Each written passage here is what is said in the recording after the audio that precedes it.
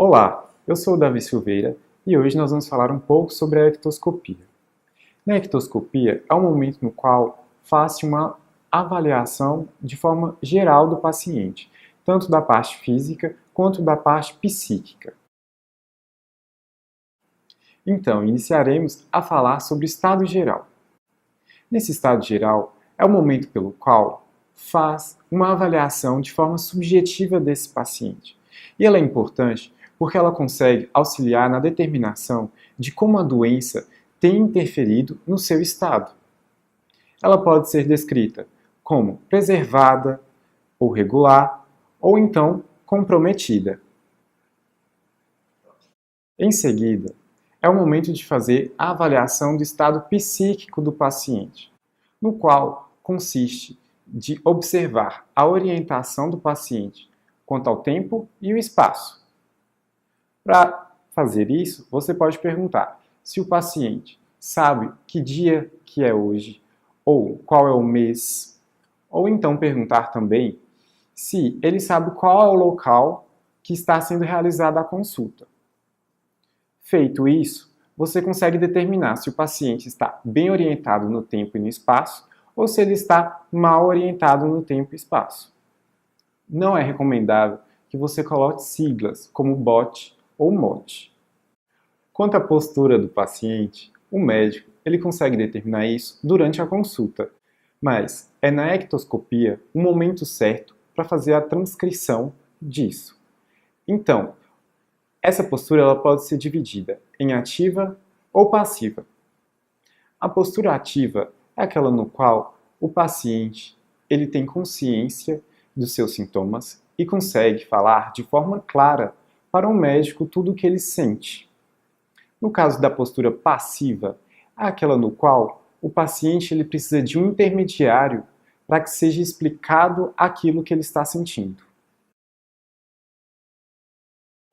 Quanto a biotipo, o paciente ele pode ser caracterizado como normolíneo, brevilíneo ou longilíneo. Fácies. Para fazer esta avaliação, é importante observar o rosto como um todo, mas não só isso. A questão da expressão no olhar do paciente, batimentos de asa de nariz, ou até mesmo a posição da boca. Elas podem ser atípicas ou típicas. Se for atípica, o paciente não apresenta alterações. Mas, se for típica, é típica de alguma doença. E para isso, existem várias fácies determinadas. Na fácies hipocrática, os olhos do paciente estão fundos, parados e inexpressivos. O seu nariz está um pouco mais fino e os seus lábios delgados e com discreta cianose. Seu rosto está coberto de suor e ele apresenta uma expressão muito forte de sofrimento. Renal. Nesta, o paciente apresenta edema predominante ao redor dos olhos e palidez cutânea. Ela é comum em pacientes com síndrome nefrótica ou glomerulonefrite aguda. Na leonina, o paciente ele apresenta lábios mais grossos e proeminentes, nariz largo. Se for homem, ele tem ausência de barba, nodulações em bochechas e mento, e é comum no caso de lesões do mal de Hansen. Na fácies adenoidiana, o paciente ele apresenta um nariz pequeno e afinalado. A boca ela fica sempre entreaberta. E é muito comum em hipertrofia de adenoide, no caso, tonsila nasofaríngea. Parkinsoniana. Nesta, a cabeça do paciente ela está um pouco inclinada para frente e permanece imóvel nesta posição. O olhar é fixo e seus supercílios estão elevados. Sua testa geralmente é enrugada e ele apresenta uma rigidez na musculatura facial. Sua expressão é de espanto e ela é comum na síndrome ou na doença de Parkinson. Na bausidoniana, o paciente ele apresenta olhos proeminentes, ou seja, exoftalmia, e também seus olhos estão brilhantes. Associado a isso, pode ter uma presença de bócio, pois ela é mais comum em pacientes com hipertireoidismo. A mixedematosa, o paciente apresenta um rosto arredondado, nariz e lábios grossos, pele seca, espessada e com acentuação de seus sulcos. Suas pálpebras elas estão infiltradas e enrugadas. Seus supercílios escassos e cabelos secos sem brilho. A expressão é de desânimo, apatia e estupidez, e ela é comum em hipotireoidismo. Na acromegálica, a testa, a orelha, o nariz, o queixo e os lábios do paciente estão bem volumosos. E por isso, seus olhos, que são normais, se apresentam de forma pequena, mas não há alteração. Na face cushingoide ou de lua cheia, o paciente apresenta um rosto arredondado e também pode aparecer um grande número de acnes em seu rosto. Ela é comum na hiperfunção da suprarrenal e também em uso prolongado de corticoide. Na mongoloide, o paciente apresenta fenda palpebral, rosto redondo e boca quase sempre entreaberta.